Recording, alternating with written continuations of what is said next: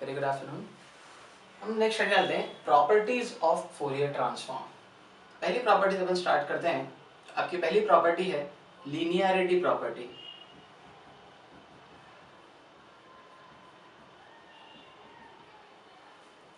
अगर आपके पास में कोई फंक्शन है x1t जिसका फोरियर ट्रांसफॉर्म आपको पता है x1 ओमेगा, कोई दूसरा फंक्शन है आपके पास में x2t जिसका फोरियर ट्रांसफॉर्म भी आपको पता है x2 ओमेगा। अगर टाइम डोमेन में आप इन दोनों फंक्शंस को ऐड करते हैं या फिर किसी कांस्टेंट से मल्टीप्लाई करते हैं, तो मैं लिख रहा हूं a1 x1t plus a2 x2t का जो फोरियर ट्रांसफॉर्म होगा वो होगा आपका a1 into x1 omega. Time domain में अगर किसी कांस्टेंट से मल्टीप्लाई करा है तो फ्रीक्वेंसी डोमेन में भी उस कांस्टेंट से मल्टीप्लाई होगा। टाइम डोमेन में आपने ऐड करा है तो फ्रीक्वेंसी डोमेन में भी एडिशन होगा, plus a2 into x2 omega. This is your linearity property. Next property अपन पढ़ते हैं। नेक्स्ट प्रॉपर्टी है आपकी time shifting property. Time shifting property देखते हैं। टाइम शिफ्टिंग प्रॉपर्टी को कैसे अपन प्रूव कर सकते हैं।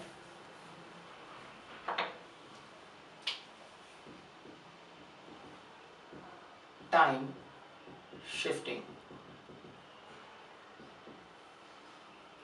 अगर x1t का Fourier transform x1 of omega है, तो अगर आपने टाइम डोमेन में शिफ्ट कर दिया x1 t माइनस t0 का, अगर आपको फोरियर ट्रांसफॉर्म निकालना है, आपने क्या करा, टाइम में शिफ्ट कर दिया t माइनस t0, तो फोरियर ट्रांसफॉर्म होगा x1 ओमेगा इंटू e की power minus j omega t0। अगर आपने टाइम डोमेन में शिफ्ट करा है तो फ्रीक्वेंसी डोमेन में जो फेज होगा वो माइनस ओमेगा t0 से चेंज हो जाएगा।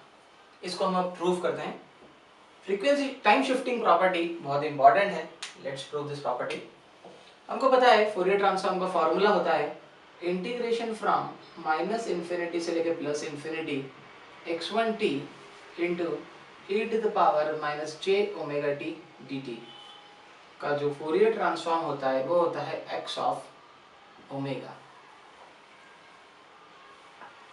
xt की जगह पर हम उस फंक्शन को रखते हैं जिसका फोरियर ट्रांसफॉर्म कैलकुलेट करना है।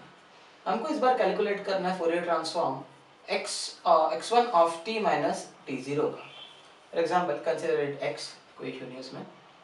अगर अब मुझे इसका फोरियर ट्रांसफॉर्म कैलकुलेट करना है तो मैंने फंक्शन लिख दिया माइनस इन्फिनिटी से लेकर plus infinity x of t minus t0 into e की power minus j omega t dt।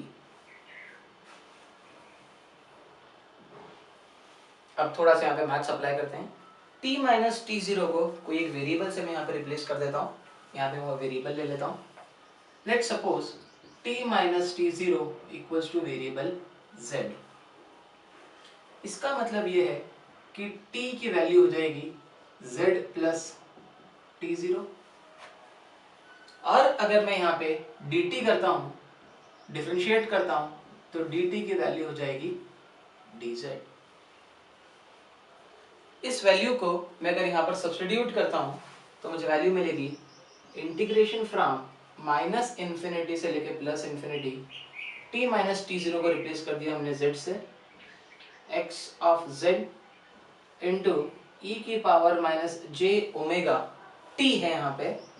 इस t को हमको रिप्लेस करना पड़ेगा z प्लस t0 से, तो हमने अब रिप्लेस कर दिया z प्लस t0 से, और dt को रिप्लेस कर दिया हमने dz से। सो dt is replaced by dz। इसको और थोड़ा आगे रिजॉल्व करते हैं हम।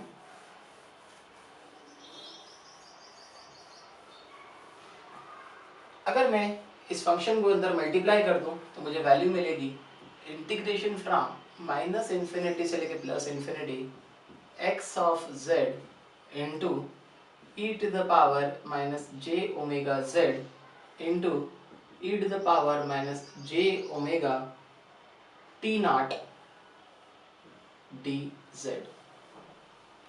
अगर हम फोरियर ट्रांसफॉर्म का फॉर्मूला ध्यान से देखें, फोरियर ट्रांसफॉर्म का फॉर्मूला होता है x of t into e to the power minus j omega t d t का फोरियर ट्रांसफॉर्म होता है एक्स ऑफ ओमेगा। तो ये टी का फंक्शन है, ये भी टी का फंक्शन है और ये भी टी का फंक्शन है। आप यहां पे देखें एक्स ऑफ जेड इंटू ई की power minus j omega Z D Z, ये पूरी की पूरी क्वांटिटी अब आपके फोरियर ट्रांसफॉर्म के अंदर कन्वर्ट हो जाएगी। अब मैं इसको लिख सकता हूं, it is nothing but x of omega into, ये फंक्शन बच गया, ई की power minus j omega t not.